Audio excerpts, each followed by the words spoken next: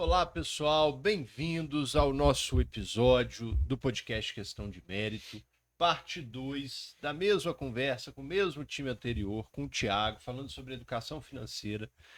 E agora nós queremos conversar um pouco sobre essas perspectivas de médio e longo prazo, sobre mercado, focar um pouco mais até na renda variável. Sim. E aí, Thiago, o Lucas estava comentando uma coisa aqui que é importantíssima, né? O corpo humano é uma máquina que vai evoluindo e vai perdendo energia e capacidade de produção ao longo do tempo. Então, enquanto você é jovem, tem energia, tem disposição, essa máquina está produzindo, você está gerando dinheiro. Só que você não pode pensar só no hoje. Você tem que imaginar que daqui a um tempo você vai perder boa parte dessa capacidade de trabalho e talvez as suas despesas até aumentem, né? Sim, Com remédios, com fato. assistência, etc.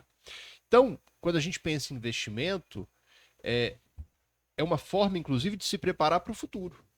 Sobretudo se você é um autônomo, mas não só se você for um autônomo, porque a gente sabe que viver de aposentadoria de INSS é uma coisa complicada, Sim. né? Então, quais são as perspectivas hoje do mercado? Porque a gente está vivendo um momento agitado no mundo, né? Guerra no Oriente Médio, guerra da Rússia com a Ucrânia, várias commodities com disparada de preço, processo inflacionário generalizado, etc. Um momento confuso. Tem gente falando até em Terceira Guerra Mundial, etc. Então, é, qual é a sua perspectiva hoje de mercado para o médio prazo, para o longo prazo, né? Pensando em termos de investimento e de preparação para o futuro. No que você investiria hoje para preparar o seu futuro? Perfeito. Nesse cenário, eu acho que entra a palavra divisor de águas, né, nos investimentos, que é diversificação. É justamente você tomar posições em diferentes investimentos em diferentes praças, né? Então, esse fato de você realmente, né, dolarizar uma parte do patrimônio, investir no mercado lá fora e também no Brasil, cabe dentro dessa diversificação, né, para você mitigar esse risco. Justamente porque se estiver muito ruim aqui no Brasil, você tem uma parte do seu patrimônio que está lá fora intacto. É uma forma de você se expor a uma moeda forte que é o dólar. A gente sabe que dólar, a gente pode falar que é sempre para cima, né? A gente pega o histórico ali, a gente vê que é uma moeda muito forte e vale a pena se expor a ela. Então entra nesse cenário. A gente tirando um pouco de dinheiro do Brasil e mandando para esse mercado lá fora, né, a gente consegue ter investimentos também conservadores, moderados, agressivos, de acordo com cada perfil lá fora. A gente tira um pouco desse risco Brasil, né, e passa a tomar um risco lá fora. Apesar que lá também, né, tem suas crises, tem seus pontos lá de relevância. Mas você diversificando, né, esse capital, uma parte Brasil, uma parte Estados Unidos, uma parte cambial, commodity, é uma excelente maneira de você mitigar esse risco aí que pode acontecer no cenário macro e microeconômico, propriamente dito. Tá. Então, esse seria o caminho especificamente. Mais uma vez, a diversificação. Diversificação. E a regularidade nos aportes, certo? É Você isso aí. estava falando sobre juros compostos. Perfeito. Explique isso aí para o pessoal. Eu gosto de falar de juros compostos, eu gosto até de apresentar, né, eu ministro curso e palestra sobre educação financeira, de mostrar uma possível simulação para saber onde pode chegar. Porque talvez se a gente falar isso aqui, não fica tão claro. Até mesmo porque, se a gente pensar no curto prazo, mandar R$ 1.000 durante 5 meses a 1% ao mês, beleza, não vai fazer tanta diferença na sua vida. Mas eu vou trazer uma simulação simples para vocês aqui. R$ 1.000 hoje, por mês. Vamos trabalhar com 1% ao mês, que é o que a Selic entregou durante muito tempo e ainda vai entregar, dependendo do cenário que vocês têm. Então, 20 anos aportando R$ 1.000 por mês a 1% ao mês, você vai ter aportado R$ 240.000, 240 meses, você vai ter alcançado um patrimônio de R$ 1.050.000, mais ou menos. Então, a gente está falando aí de 700, R$ 800.000 de juros. Por quê? É os juros compostos atuando a seu favor. O brasileiro, por cultura, né, está acostumado a trabalhar com ele contra, financiando um imóvel, Uhum. financiando um carro. É. Então, vira uma bola de neve Em vez de contra. ganhar com ele, ele paga É ele. isso. Então a Sim. gente vai virar esse jogo e vai fazer isso trabalhar a nosso favor. Então olha onde que a gente consegue chegar em 20 anos. Então entra nessa questão de planejamento. Eu acho que todo mundo deve se planejar para ter uma tomada de decisão lá na frente. Ou a pergunta-chave é: qual idade eu quero me aposentar? Ou qual idade eu quero tomar a decisão de querer aposentar ou não? Ter opção, né? É. Então, se você alcançou esse patrimônio de 1 milhão, vamos reverter esse mesmo milhão a 1% ao mês. A gente está falando de uma renda mensal passiva de R$ 10.000 por mês. Isso supre sua necessidade mensal? Beleza, você está elegível a aposentar. Porque se você tirar a rentabilidade todos os meses, deixar seu patrimônio intacto, ele vai perder para a inflação, sim, mas você está subsidiando sua vida, seu custo de vida. Seu 1 milhão está intacto ali, propriamente dito. E possivelmente é 1 milhão que vai para a sucessão patrimonial, né? Vai ir para uma herança propriamente dito. Então entra nessa tomada de decisão lá na frente. Então por isso que a gente deve realmente focar no médio e longo prazo.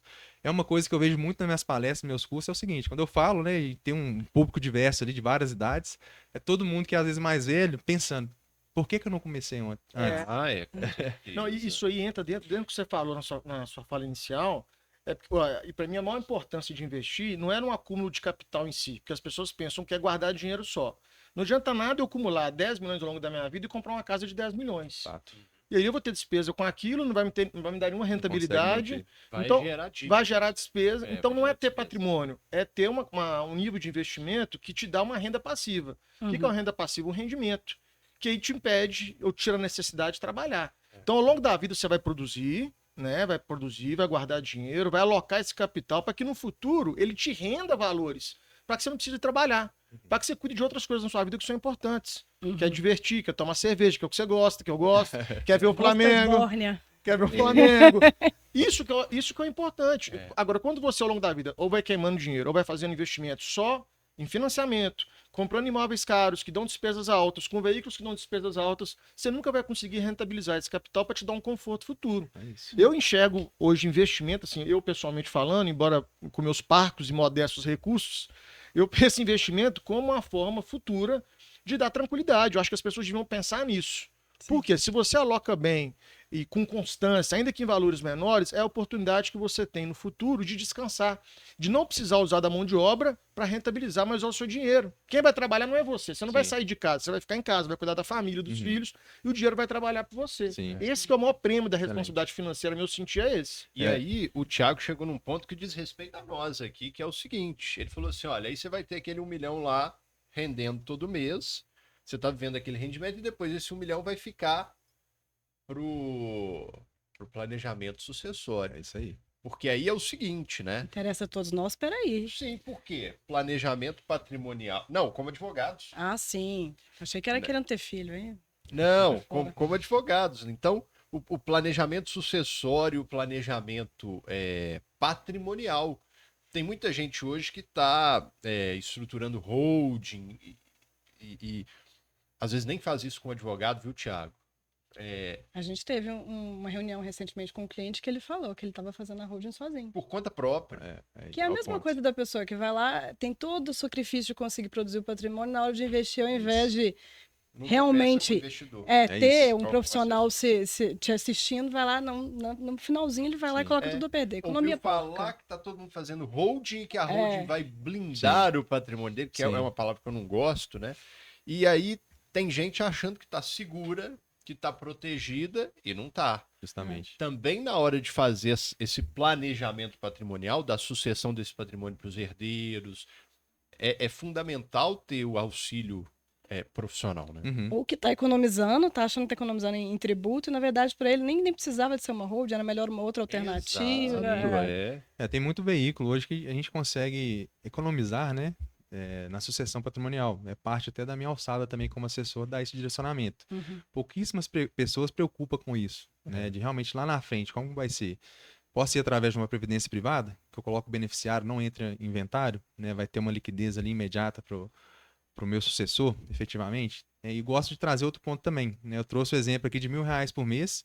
Então vamos pensar nessa questão de sucessão e até mesmo montar um planejamento um possível filho, né? Entrar nessa Tem alçada de seguro de filhos. vida. Seguro de vida, que não vai entrar em inventário, vai gerar uma liquidez em 30 dias, justamente para respaldar, né? O seguro de vida ele é calculado já em cima do que você vai pagar de tributo, né? E custos advocatícios, Exato. justamente para não ter que preocupar com essa parte, né? Porque se ficar travado ali, hoje, estatisticamente, na XP tem um valor considerável, porque o pessoal não conseguiu acessar o patrimônio a meio de inventário, né? Ficou um valor que a família Tem que que pagar herdou de imposto, não tem o dinheiro para pagar, o patrimônio tá não lá. consegue Tudo acessar. congelado, você não consegue pagar nem para Tem que pedir o juiz para tentar deixar vender alguma coisa É no isso. espólio. Enfim. Então, assim, trazendo esse exemplo para o filho, por exemplo. Seu filho nasceu hoje. Que tal você fazer esse planejamento de juros compostos a favor dele? seja R$ 500, R$ 200 mil, né, de acordo com a capacidade financeira de cada um, você vai entregar 500, 600, 700, R$ 800 mil pro seu filho com 18 anos. Isso faz muita diferença, Total. né? Quando o filho do Bruno nascer, que vai ser meu afilhado, eu vou dar para ele uma carteira de investimento Perfeito. Tá pequenininha, registrado, juros hein, gente? compostos. Mas você Tá sabe, Vou dar presente registrado. nenhum, vai ser só isso. você sabe qual que é a maior oposição a isso, a essa cultura? É a sociedade do consumo, né? Isso. Porque a gente não debate isso, a gente não para debater, a sociedade não discute, não incentiva a responsabilidade financeira, incentiva o consumo. Sim. É projeção de sucesso o tempo inteiro, é mostrar que tem dinheiro viajando, gastando com carro, Sim.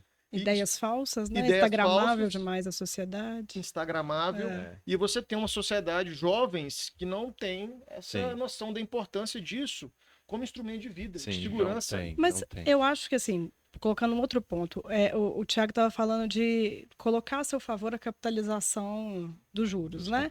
E não seguir esse caminho tradicional de, por exemplo, um financiamento. Financiar imóvel há anos, vai correr aqueles juros compostos, etc, etc.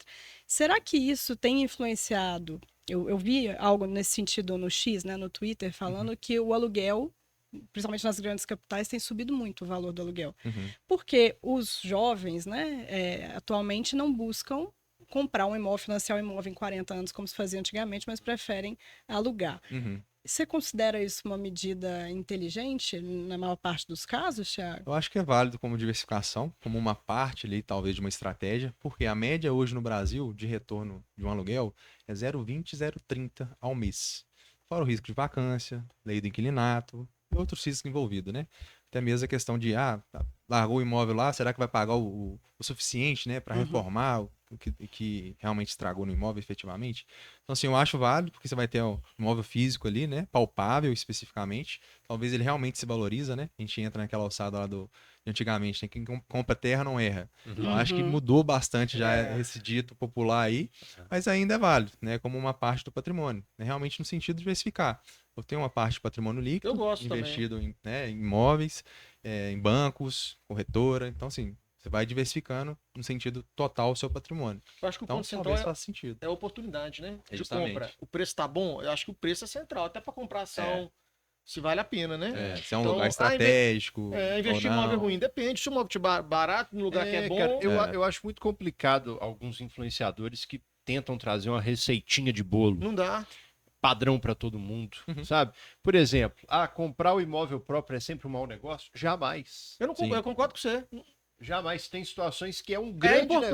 negócio. É uma segurança que você tem. Circunstancial, né? É uma segurança também, é uma coisa na terra, não É está uma sujeito, segurança. não tá Sim. sujeito a outros riscos políticos, é uma Sim. segurança. Claro. Eu acho que nessa alçada a gente pode adentrar em como a gente vai adquirir esse imóvel.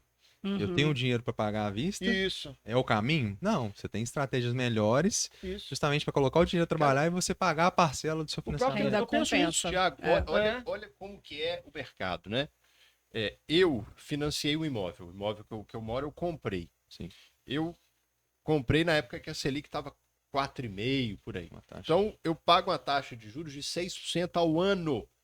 Hoje, com a Selic a 11%. O 10,75 é o 10,75. arredondando 11. Isso aí. Quer dizer, Tá valendo.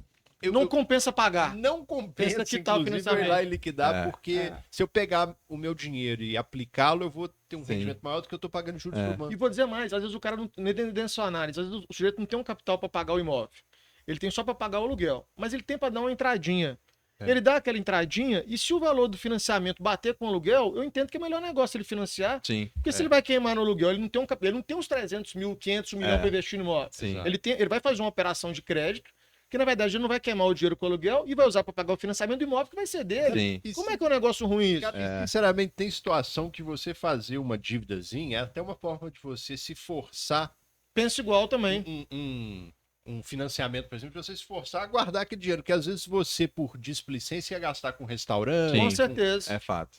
né? Então depende do caso, depende do investidor. Envolve muita coisa. Não é? Até pegando o exemplo que o Lucas deu lá atrás. Vou comprar uma casa de 10 milhões e acabar com o meu dinheiro. Talvez nesse cenário, né, seja factível você realmente alugar. Por quê? Às vezes você vai morar no mesmo aluguel de 10 milhões, que é seu sonho, talvez, né? Vai investir os 10 milhões, vai te render 100 mil, vamos colocar a conta redonda para ficar fácil, né? 1%, e vai pagar um aluguel de 20. Sim. Te deu, né, esse poder de morar nessa casa de 10 milhões, no mesmo conforto. Você paga o aluguel com própria rentabilidade, sobra 80 mil de juros sobre juros, ou para você usar Aí para outra ótimo. coisa. Então, assim, tá O vendo olho como é que até brilhou, depende né, muito do Lu? cenário? Depende, você precisa ter essa análise muito personalizada. Esse imóvel mesmo que eu comprei para morar, poxa, eu sou advogado, eu vivo disso. Então ele estava cheio de problema judicial. Aham. Eu comprei e me dispus a gastar um tempo para resolver aquilo. Levei 2, 3 anos. Resolvi. Ele vale muito mais hoje, Sim, porque eu comprei ele no momento de. Então, cada caso ele tem que É, ser analisado. Sim, Mas sim. envolveu você ter uma consciência de como o mercado funciona e enxergar ali a possibilidade de uma região que ia valorizar também, né? Região, momento de mercado, exato. Sim. Que é o outro tema que a gente vai Problemas tratar aqui. O resolvidos. que vai influenciar, impactar de forma definitiva o mercado? Sim. Você falou de geopolítica, você tinha trazido isso no início do programa. É, o que impacta, o que faz os movimentos do mercado, Thiago? Assim, Tá, vou falar do mais comum aqui, né, que é o que a gente vê claramente. O cenário aí de uma inflação descontrolada no país, o que o governo tende a fazer? Subir taxa Selic para conter a inflação.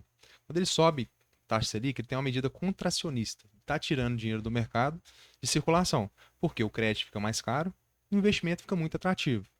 Então foi esse movimento pós-pandemia ali. A Selic saiu de 2 para 13,75. A gente tinha uma Selic de 2 e um IPCA de 12 lá atrás, e o IPCA hoje está controlado ali em torno de 4, 4,5, 5 na média. Então a gente vê que é um movimento que dá muito certo, né? Tem bastante efeito, propriamente dito. então, quando ele sobe a taxa de juros, ele torna mais caro emprestar dinheiro, Sim, diminui a atividade econômica e, com sim. isso, arrefece um pouco a inflação. Sim, é uma medida contracionista, não favorece o país crescer, né? Desfavorece PIB, etc, etc. Sim, Mas para o efeito inflação funciona muito bem. tá. E assim que ele vê que chegou naquele teto, inflação controlou, tem o movimento que está acontecendo agora. Começa a reduzir a Selic para chegar no patamar de equalização. Qual que é o cenário ideal hoje pelo Banco Central, né, pelo Copom? Uma inflação média ali de 3,5, 4 e uma Selic estabilizada em 8, 8,5. É isso, é onde que eles querem chegar. Isso é aquele movimento de contração e expansão que o George Soros explica, quando ele Sim. vai falar da especulação imobiliária daquela crise de 2007, que foi até um precursor da ascensão desses criptoativos, Sim. né? É justamente esse Justamente movimento esse. que é cíclico, né? Sim. E justamente esse ponto também. Agora, com a queda de Selic, a gente vê uma fuga de capital para renda variável. Porque realmente não está tão factível ganhar aquele 1% mais. Para eu ter um ganho maior, eu Você preciso tem que se tomar risco. arriscar mais. Ah, E favorece muito as empresas pequenas da Bolsa. Porque elas são muito tomadoras de crédito. Com a Selic mais baixa, elas vão ter mais acesso a crédito mais barato. Não faz com que elas cresçam. Vou dar um exemplo aqui, no último mês. O Bovespa fechou ali no 0 a 0, propriamente dito. As grandes empresas ali, né, sólidas da Bolsa, fechou em 1, 2% negativo. E as small caps, que são essas pequenas empresas, uma carteira valorizou 5%. Então a gente vê claramente esse movimento. caps que você pode investir, né? Sim, small, isso. Então, assim, é um ETF que ele vai replicar as principais small caps. Explica forma de isso você- também, Thiago. Eu acho legal. Às vezes o sujeito, ao invés de ele investir numa empresa específica, ele pode investir num índice composto por várias empresas, não é isso? Isso aí. Por exemplo, a gente tem o BOVA11, que vai ter as principais ações da Bolsa Brasileira. Então, teoricamente, ele não precisa ficar escolhendo qual ação ele vai comprar. Já está tudo mitigado ali dentro. E esse fundo ele tem o compromisso, né, e uma gestão passiva com relação ao benchmark dele, né, que é o índice Bovespa. Então ele vai replicar o que o índice Bovespa está entregando. E o small vai replicar aí essa questão das small caps. A gente tem um Hash 11 que vai replicar ali Bitcoin e algumas outras criptomoedas. Então pode ser um veículo unitário, né, vamos dizer assim, sem ficar pulverizando muita carteira, de você ter essa exposição. Tá. Aí nós estamos chegando aqui então no investidor bastante arrojado, ele quer investir em cripto. Fala pra gente um pouquinho de criptomoeda. Beleza.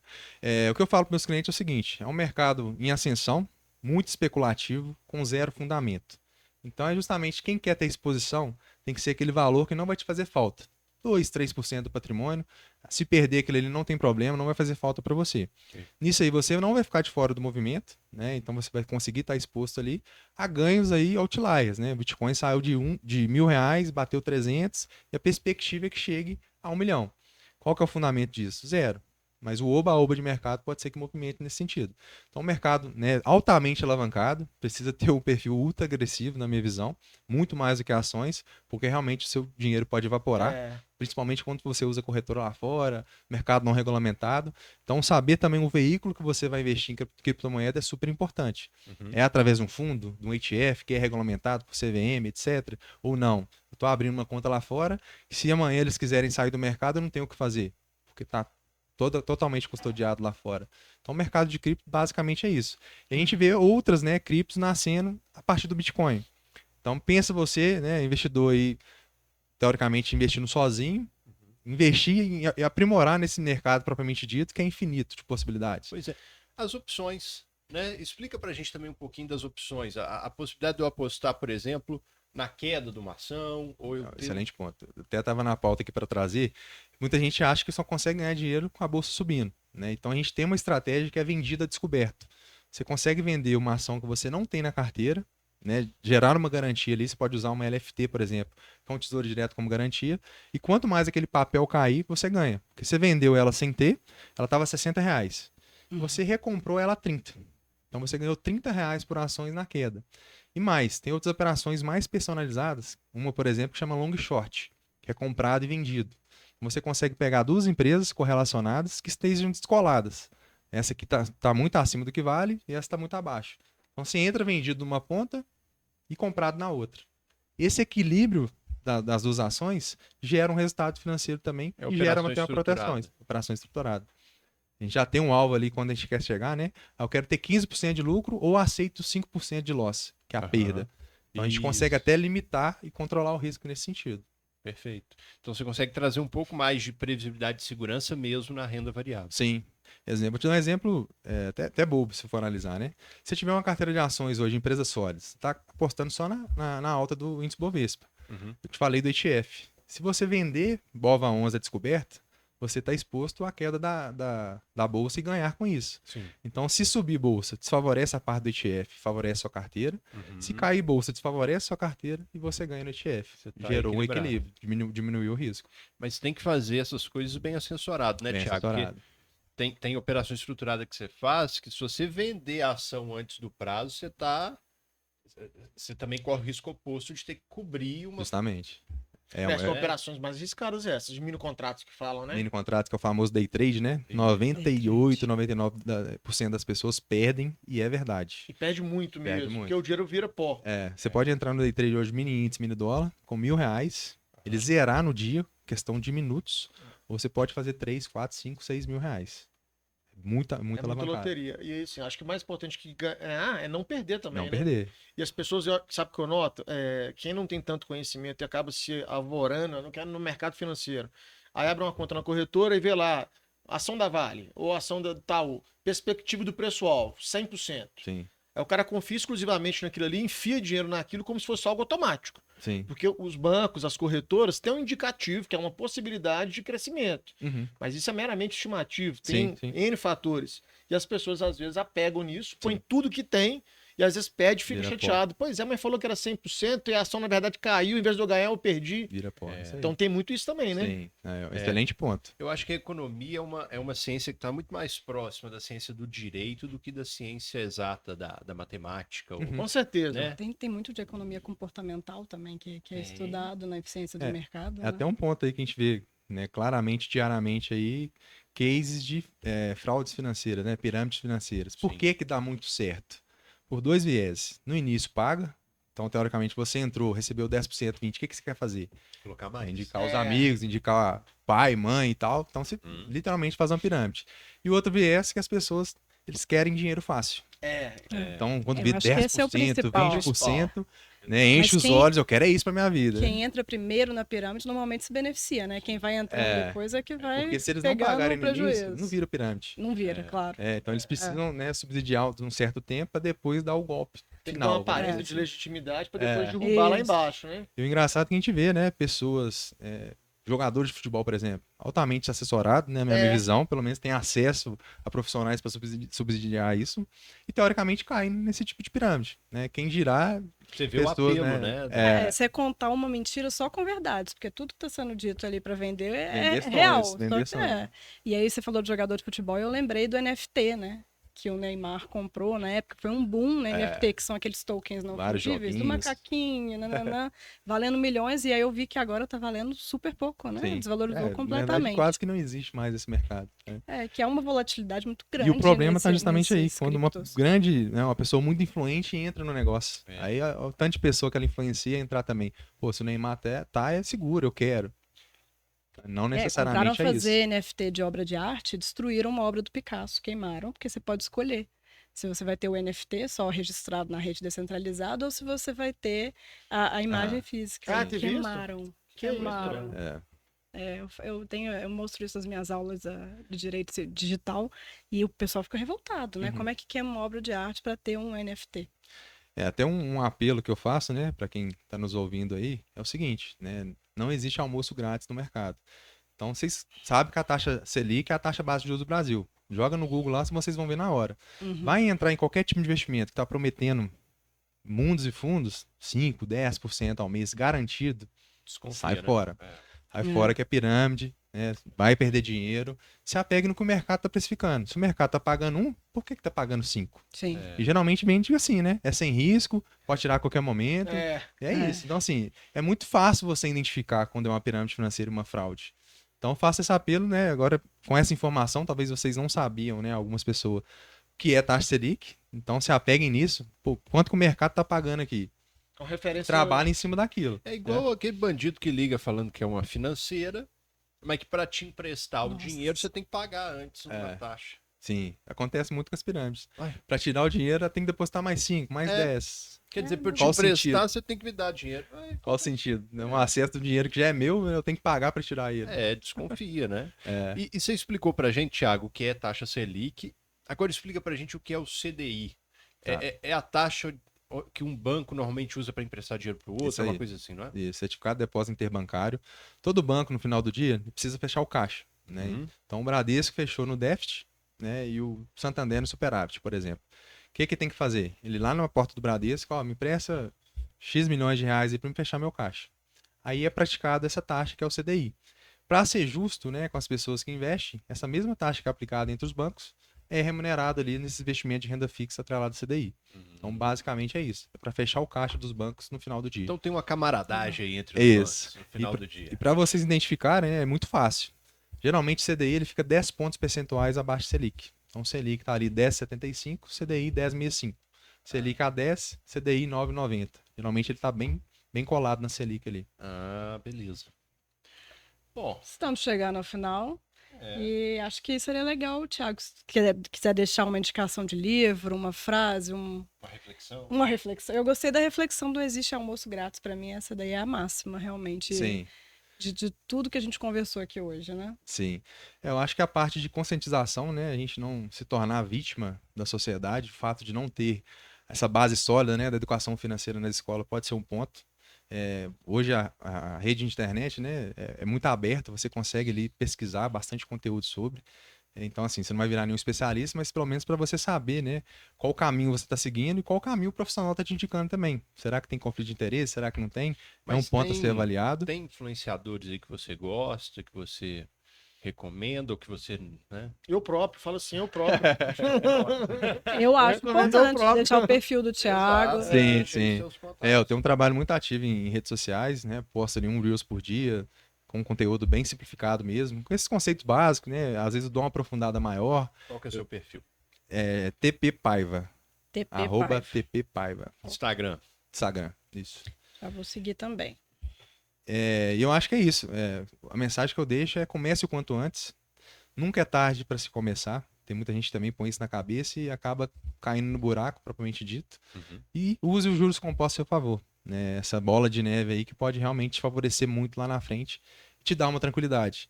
E para fechar, né? Falou da INSS aqui, Previdência Social, a gente nem sabe se vai contar com ela. Eu até gosto de brincar nos meus cursos, né? A própria sigla ali é sugestiva.